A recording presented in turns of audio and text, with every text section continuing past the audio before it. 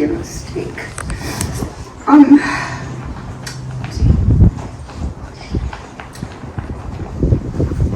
Doug kind of grew on me because I'm sure he's tall and he's pretty large. And to say I looked up to him would be minimal because there were so many ways in which I did. And over the decades, I was always shocked at how large his things that you're smoking. They were gigantic. I have no idea how he did it. And then to know that, he created his own and grew his own. And he was always telling me, write every day, write more than every day, write all day, every day. And then I'd come and, have you written today? and I couldn't lie because he'd see right through me. Girl, you didn't write today. So,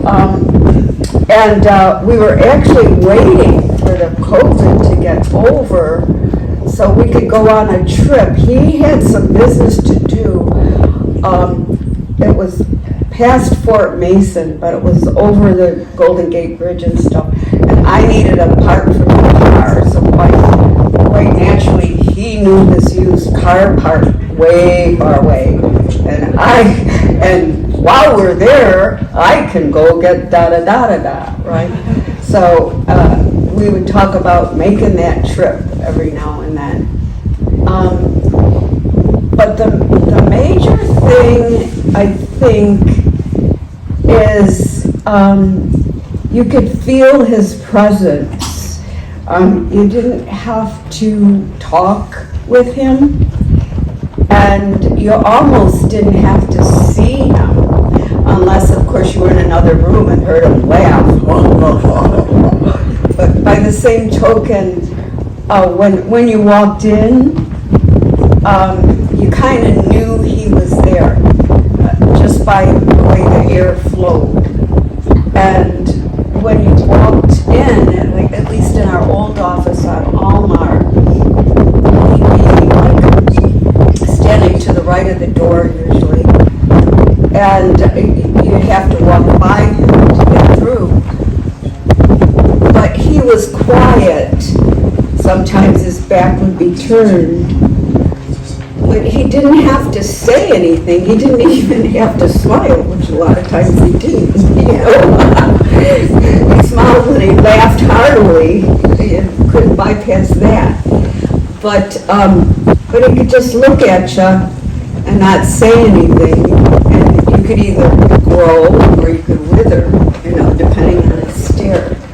The major thing is he exuded a lot of wisdom and a lot of heartfelt energy, and you could tell he understood suffering, because if you said something, his reply would be so much deeper and meaningful that it would cut to the chase right away, and there was no more said.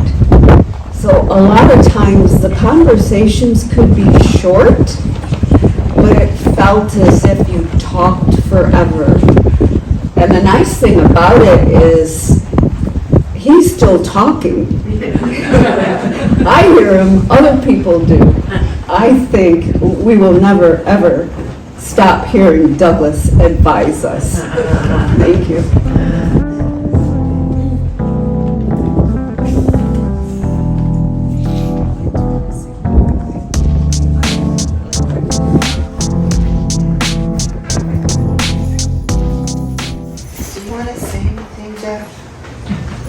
Jeff was a really dear friend of Douglas.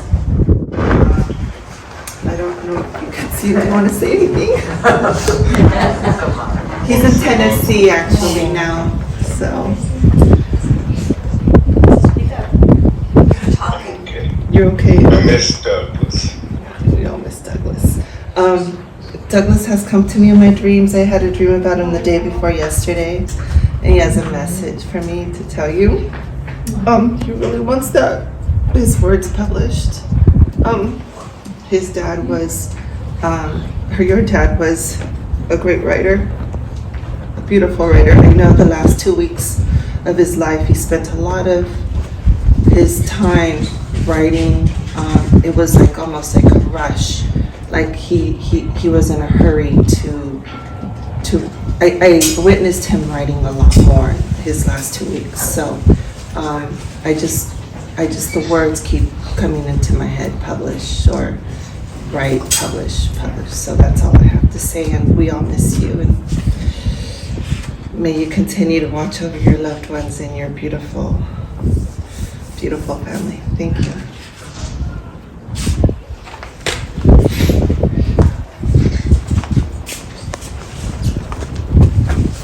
Thank you all for being here, for Kelly and her family. This concludes the services we have here today at the shelter. She would like to invite anyone who would like to view his interment to follow us down to section 1.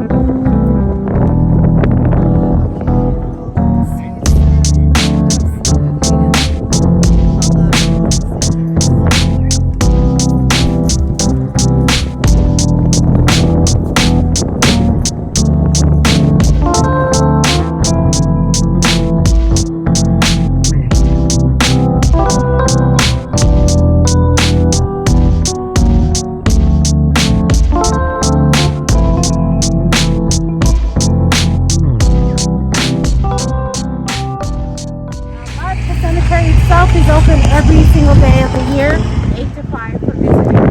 So we do have someone who will come and open the gates for you on those days. The headstone that Holly drafted up is going to resemble what you see here. This should take about 2 months or so for us to receive in place, meaning that we've already set it. After we've placed it, we will give Holly a call and let you know so that you can let your family and friends know it's ready for viewing. Or you can call just to see if anyone who doesn't have contact with us can call us and we'll let you know if it's been placed already. So the little green vases that you see, the steak vases right here, those are the only containers allowed to be placed. The closest one is probably across the street in section 2 there.